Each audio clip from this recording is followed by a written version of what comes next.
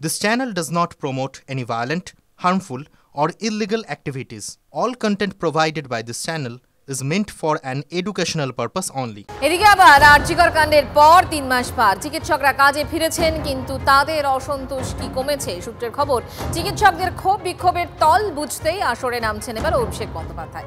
লোকসভা কেন্দ্র ডায়মন্ড হারবারে হাজার চিকিৎসকের সঙ্গে সম্মেলন করতে চলেছেন তিনি। ডায়মন্ড হারবার কাপ এবার হচ্ছে না, মানে খেলা হবে না, হবে হেলথ ক্যাম্প।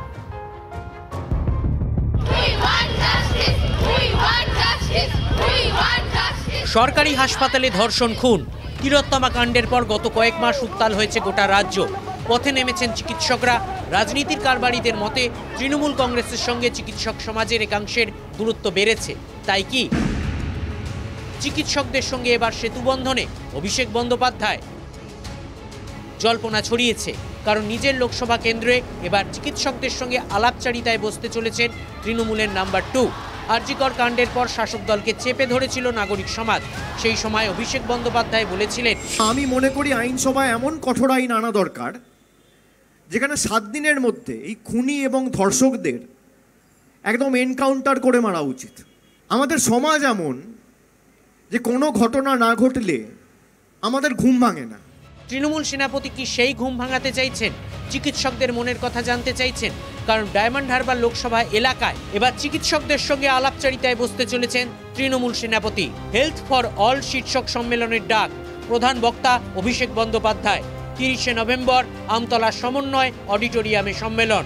1000 চিকিৎসকের সঙ্গে কথা বলবেন তিনি। ওয়াকিবহাল মহলের মতে তিলোত্তমা কাণ্ডের পর চিকিৎসক সমাজের সঙ্গে এই আলাপচারিতা নিঃসন্দেহে রাজনৈতিকভাবে তাৎপর্যপূর্ণ, কারণ আরজিকর কাণ্ডের পর রাজনৈতিক রং ছাড়াই নাগরিক সমাজের একটা বড় অংশ রাস্তায় নেমেছিল, সরকারের বিরুদ্ধে স্লোগান তুলেছিল।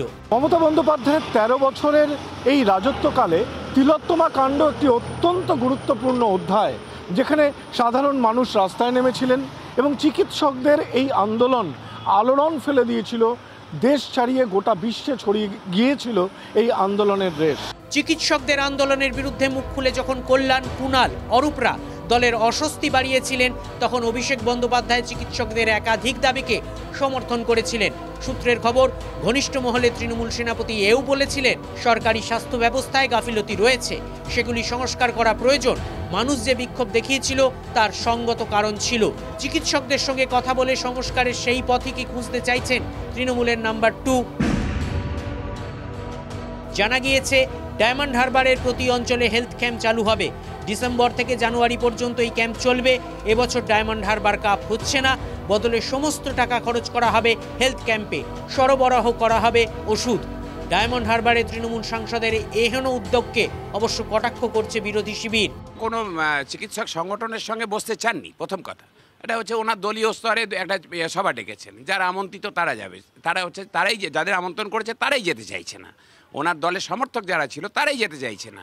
তাই জন্য হচ্ছে যে অন্যদের দিয়ে লোক ভরাবে এবং হুমকি দিতে হচ্ছে যে না এলে পরে ট্রান্সফার হবে, না এলে পরে এই হবে, সেই হবে, মারধর হবে, এইসব বলছেন। দ্বিতীয়ত যেটা হচ্ছে যে উনি যে চাকরি প্রার্থীদের সাথে দেখা করেছিলেন, এসএসসি চাকরি প্রার্থীদের, তারা চাকরি পেয়েছেন? পাননি তো। কোনো দুর্নীতি বন্ধ হয়েছে তো? কিছুই হয়নি। খোঁচা দিতে ছাড়ছেন না সরাসরি রাজনৈতিক কারবারিরাও। এগুলো যে ড্যামেজ কন্ট্রোল এক্সারসাইজ বলে, আর দেখাচ্ছে যে আমি খোকাবাবু, আমি সুপিরিয়ার দিদির থেকে। দিদি যা পারে না আমি তা পারি। যা ক্ষতি হয়েছে সেটাকে পুনরুদ্ধার করো। পুনরুদ্ধার করছে কে? খোকাবাবু। পরে খোকাবাবুকে বাহবা দেওয়া হবে কি, দেখো খোকাবাবু পারলো। এখনই চেষ্টা হচ্ছে কৃতিত্ব কার পক্ষে কম, কার পক্ষে বেশি, তার প্রতিযোগিতা তৃণমূল দলে। তৃণমূল দলের মধ্যে দিদি আগে না খোকাবাবু আগে, তা নিয়ে তাদের মধ্যেই অন্তদ্বন্দ্ব প্রকট হচ্ছে। অভিষেক বন্দ্যোপাধ্যায় এখন অধীর হয়ে উঠেছেন যে উনি কখন পিসিকে ল্যাং মেরে ফেলে দিয়ে মুখ্যমন্ত্রী হবেন। তার জন্য উনি এখন ভাবমূর্তি বাড়ানোর জন্য চেষ্টা করছেন। নোবেলটা পাওয়ার একটু বাকি আছে, এরকম ভাবমূর্তি তৈরি করার চেষ্টা করছেন। পার্টিতে যারা ওনার নিজের লোক আছে তাদেরকে আলতো করে বলে দিচ্ছেন যে উপমুখ্যমন্ত্রী করতে হবে। তো পিসিকে ল্যাং মারার চেষ্টা করছে, দেখা যাক কে সফল হয়। আমরা দেখছি মুরগি লড়াই বাইরে থেকে। বিরোধীরা যাই বলুন না কেন, তৃণমূল শিবিরের বক্তব্য সেই কোভিডকালেই ডায়মন্ড হারবার মডেল সংকট মোকাবিলায় পথ দেখিয়েছিল। এবার আরও এক সংকটে পথ দেখাবে ডায়মন্ড হারবার।